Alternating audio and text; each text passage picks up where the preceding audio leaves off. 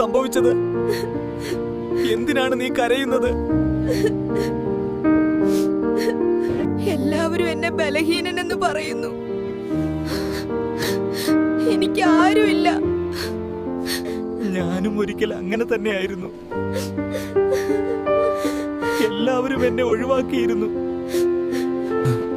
അപ്പൊ നീ ഇത്ര ശക്തനായത് എങ്ങനെ? ഞാൻ ഒരിക്കലും തോൽക്കാൻ സമ്മതിച്ചില്ല. ഞാൻ വിശ്വസിച്ചു, ഒരിക്കൽ ഞാൻ എല്ലാവർക്കും ഹീറോ ആകുമെന്ന്. ഭയപ്പെടണ്ട, ഞാനിവിടെ ഉണ്ടല്ലോ.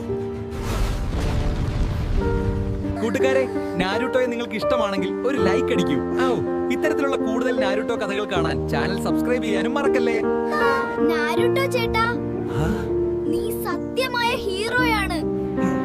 ഹീറോ ആകാൻ ശക്തി മാത്രം പോരാ, നല്ല മനസ്സും വേണം.